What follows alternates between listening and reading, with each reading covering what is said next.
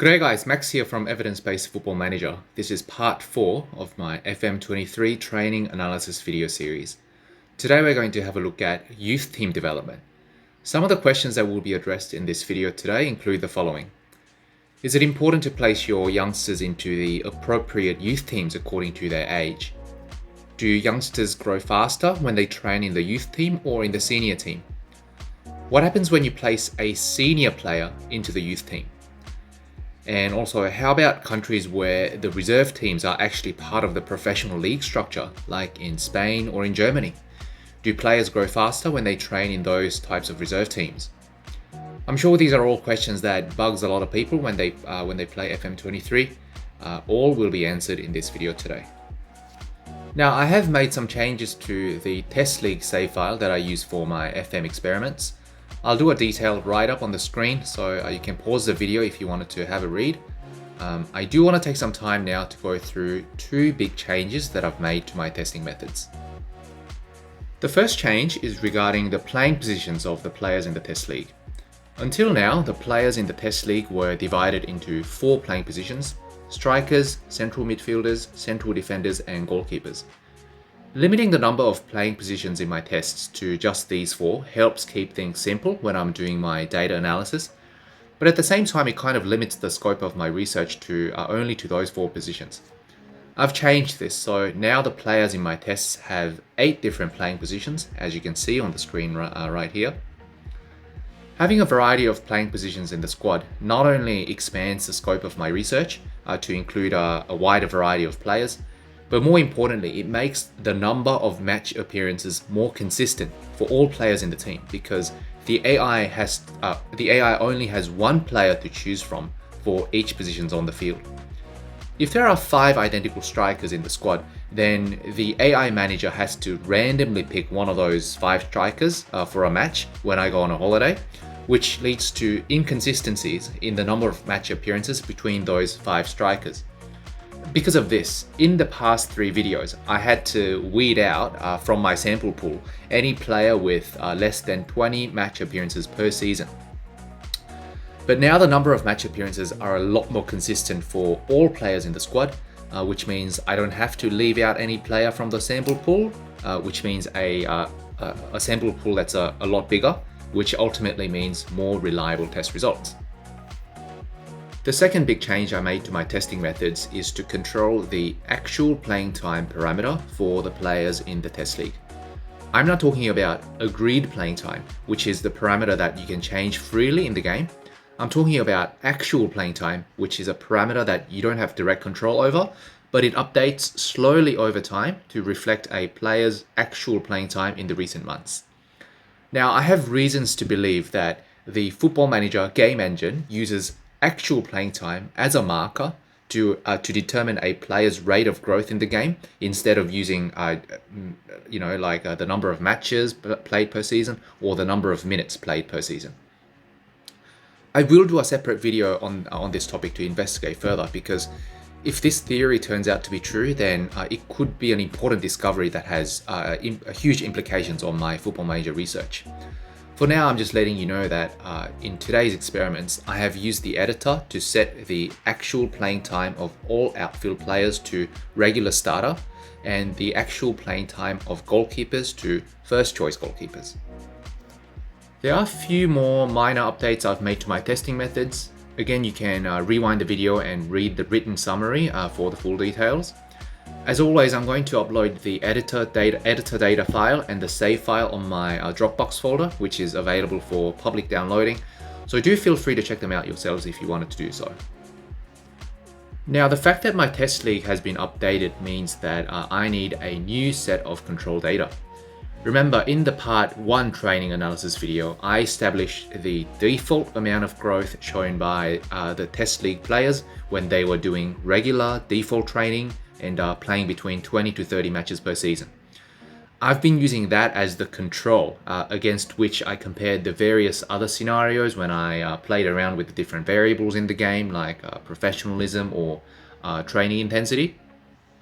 But that control data is now obsolete. So I ran a new set of simulations to acquire a new set of controls. The actual steps for running these simulations remain the same. I go on holiday for one season in the game, and I recorded the change in players' CA at the end of the season. The tests are done for players aged between 15 to 30, and for every single age group, I ran the exact same simulation 10 times to gather a sample pool. So let's have a look at the results.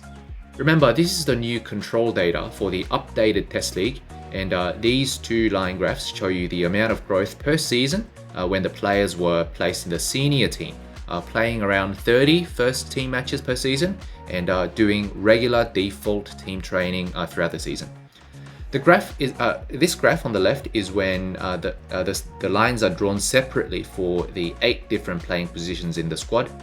The graph on the right is a simplified version where the data for all outfield players it's been merged into a single line.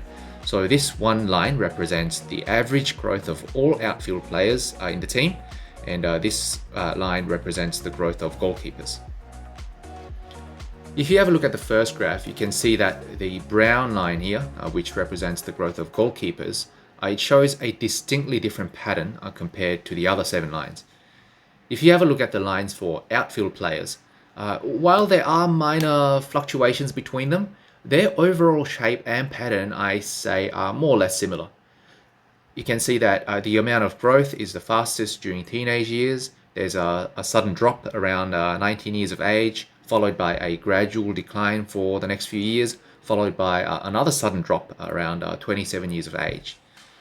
So I think a quick conclusion that can be drawn at this point is that there is no significant difference in the pattern of growth between outfield players of different playing positions, at least when it comes to the growth in CA points. The only position on the field where the pattern of CA growth deviates markedly from the norm is the goalkeeper. So having said that, from now on, I'm just going to combine the data for all outfield players together into a single line, just like this second graph.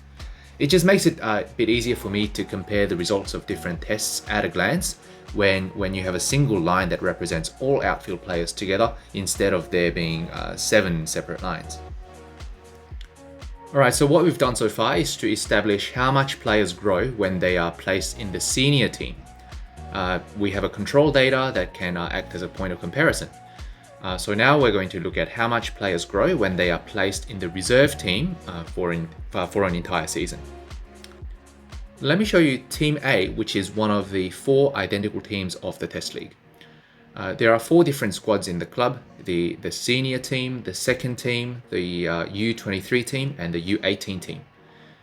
The second teams from the 4 clubs of the Test League together form Test League 2, which is the second tier domestic league that comes below the Test League. This is like in Spain, where the clubs in La Liga they operate reserve teams that participate in one of the lower tier leagues of the Spanish league pyramid. For example, the reserve team of Real Madrid is called Castilla, which plays in the Spanish third league, whereas the reserve team of Villarreal is called Villarreal B, which plays in the Spanish second league. Just like that, the 4 reserve teams of Team A, B, C, and D all play in Test League 2. And because Test League 2 is considered a proper domestic league in this Savefile, the Test League 2 matches are all counted as competitive matches by the game engine. There are also U23 and U18 teams. The U23 teams from Team A, B, C, and D together form the U23 league, and the U18 teams together form the U18 league. The U23 league and the U18 league are not part of the domestic league pyramid in this save file, so those league matches are considered non-competitive matches by the game engine. So here's how I tested the effects of the second team. I moved all players into the second team, so the players are doing training in the second team for the whole season, as well as playing in the Test League 2 matches. I gave all players a year-long suspension from the First Division Test League in order to prevent them from appearing in the First Division League matches.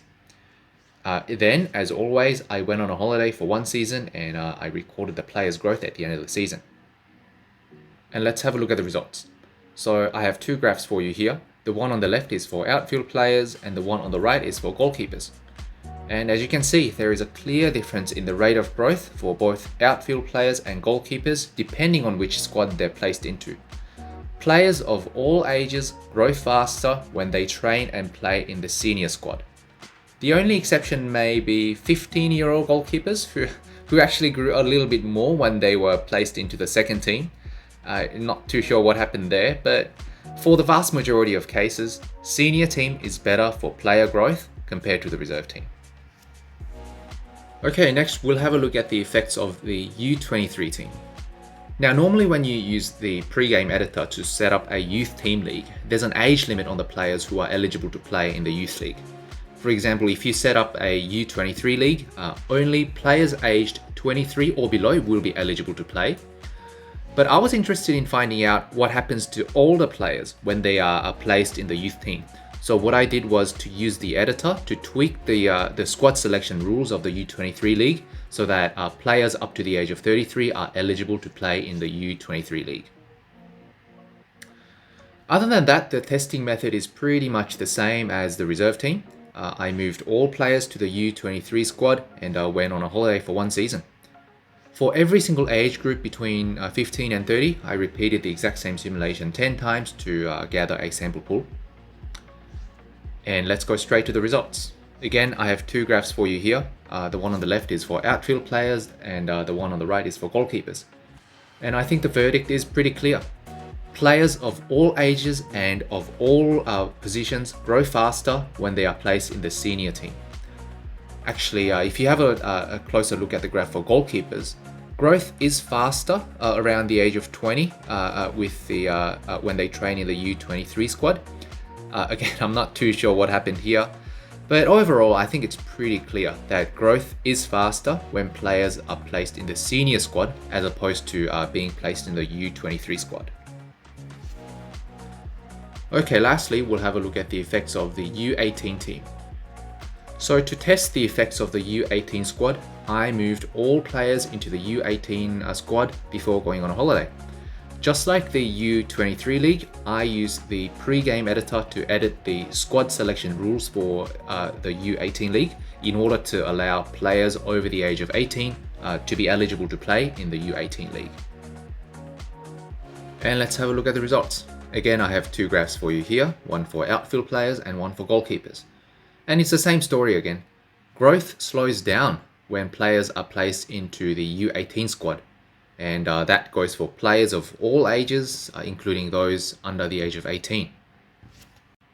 Now I'm going to put all of today's results together into a single graph so we can compare everything together at a glance. Here we go. So for outfield players, you can see that the senior squad is the clear and obvious winner. Players of all ages grow at the fastest rate when they train and play in the senior squad.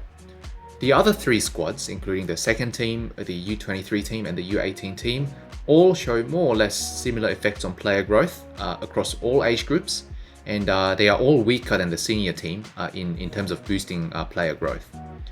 With goalkeepers, the difference in growth between the four squads is not too obvious during teenage years, but from the age of 20 onwards, growth in the senior team starts to really outperform the other three squads. So I guess it's acceptable to place a goalkeeper in either the reserve squad or in one of the youth squads, only while the goalkeeper is a teenager. With outfield players, and also with goalkeepers over the age of 20, do try to place them in the senior squad as much as possible, and maybe only place them in one of the lower squads if they're really struggling to get game time in the senior team. One thing I do want to mention at this point is that for all these tests, league reputation was set as 200 out of 200 for all four leagues, including the Test League, the Test League 2, the U23 League, and the U18 League. In my previous video, I showed you how league reputation is one of the factors in Football Manager that affects player growth, but in today's experiments, league reputations were exactly the same for all four leagues, which means league reputation could not have been the reason for the difference between the four different squads. In an actual Football Manager save, The reserve leagues and the youth leagues typically have a much lower reputation compared to the first division leagues, meaning that the difference between the senior squad and the other squads in terms of boosting player growth will be even more pronounced than what is presented in this graph. So this enforces the conclusion that I made even more. Get your players to train and play in the senior team whenever you can when you play Football Manager. Okay people, here's a summary of everything that I talked about today. 1. Training and playing matches in the senior squad is the golden standard for player growth. Growth slows down when players are placed in the reserve squad or in one of the youth squads. This is true for players of all ages and all playing positions. 2. There doesn't seem to be a difference between the reserve squad and the youth squads in terms of boosting player growth. 3. The pattern of growth is more or less similar for all outfield players regardless of their playing position. The only position on the field where the pattern of growth is markedly different is the goalkeeper. 4. Actual playing time is a parameter in the game that has an impact on growth. I didn't talk too much about it today, but I will do a separate video to investigate this further. Okay people, that's it for today. As always, questions and feedbacks are welcome, so do write them in the comment section and I'll try to reply to them as much as possible. Alright everyone, Happy New Year, and I'll see you all next time. Cheers guys.